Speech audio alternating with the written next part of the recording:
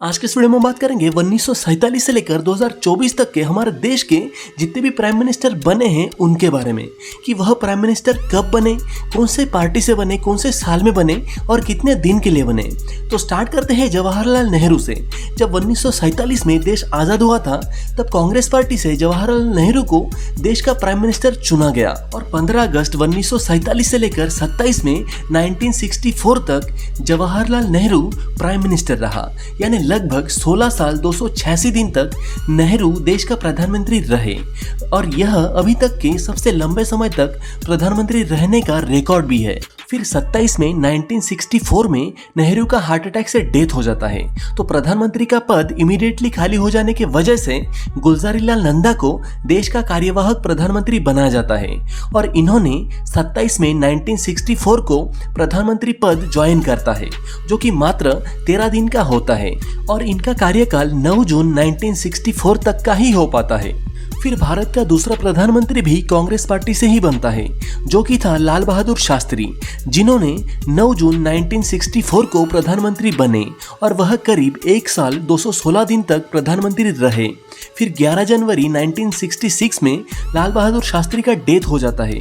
फिर अचानक पद खाली होने के वजह से फिर से 11 जनवरी 1996 को गुलजारीलाल नंदा को कार्यवाहक प्रधानमंत्री बनाया जाता है, जो कि मात्र 13 दिन का ही होता है और वह 24 जनवरी 1966 तक इन्होंने पद संभालता है। फिर भारत का तीसरा प्रधानमंत्री भी कांग्रेस पार्टी से ही बनता है, जो कि जवाहरलाल नेहरू की बेटी इंदिरा गांधी बनी, जो कि भारत का पहला महिला प्रधानमंत्री थी और इनका कार्यकाल 24 जनवरी 1966 से लेके 24 मार्च 1977 तक का था, यानी कि लगभग 11 साल 59 दिन इंदिरा गांधी देश का प्रधानमंत्री थी। फिर भारत का चौथा प्रधानमंत्री पहली बार जनता पार्टी से मोरारजी देसाई बनता है और इनका कार्यकाल 24 मार्च 1977 से लेकर 28 जुलाई 1979 तक का होता है, यानी करीब 2 साल 126 दिन तक मोरारजी देसाई प्रधानमंत्री रहे। फिर भारत का पांचवा प्रधानमंत्री बने चरण सिंह। इनका कार्यकाल 28 जुलाई 1979 से लेकर 14 जनवरी 1980 तक रहा, यानी करीब 170 दिन तक चरण सिंह भारत के प्रधानमंत्री रहे। फिर भारत का छठवां प्रधानमंत्री फिर से इंदिरा गांधी बनते हैं और इनका कार्यकाल 14 जनवरी 1980 से लेकर 31 अक्टूबर 1984 तक का रहा, यानी 4 साल 291 दिन तक यह प्रधानमंत्री रहते हैं।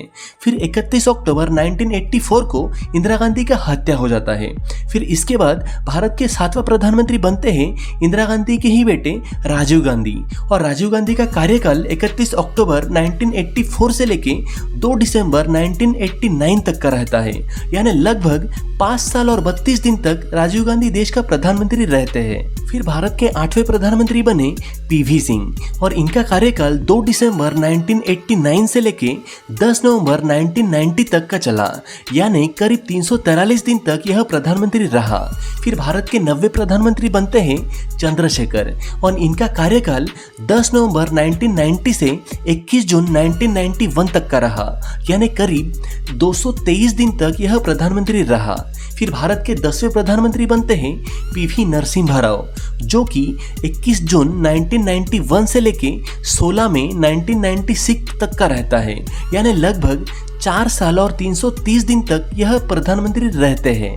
फिर भारत के 11वें प्रधानमंत्री बनते हैं अटल बिहारी वाजपेयी और इनका कार्यकाल 16 मई 1996 से लेके 1 जून 1996 तक का ही रहता है, यानी महज 16 दिन तक अटल जी देश के प्रधानमंत्री रहते हैं। फिर भारत का 12वां प्रधानमंत्री बनता है एच.डी. देवगौड़ा।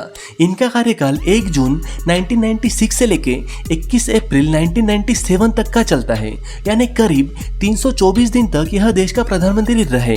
फिर भारत का 13वां प्रधानमंत्री बनता है इंद्र कुमार गुजराल, जो कि 21 अप्रैल 1997 से लेके 19 मार्च 1998 तक इनका कार्यकाल चलता है, यानी लगभग 332 दिन तक यह देश का प्रधानमंत्री रहे।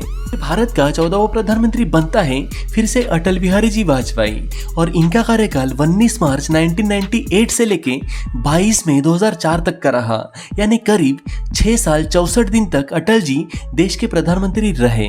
फिर भारत का 15वां प्रधानमंत्री बनता है मनमोहन सिंह, और इनका कार्यकाल 22 मई 2004 से लेके 26 मई 2014 तक का रहता है, यानी करीब 10 साल और 4 दिन तक देश के प्रधानमंत्री मनमोहन सिंह रहते हैं। फिर भारत का 16वां प्रधानमंत्री बनता है नरेंद्र मोदी जी, और इनका कार्यकाल 26 मई 2014 से लेके अभी 2024 तक भी चल रहा है और आगे भी चलता रहेगा। वैसे 2024 के चुनाव में कौन सा सरकार फिर से आएगी, आपका राय कमेंट करके जरूर बताएं। धन्यवाद।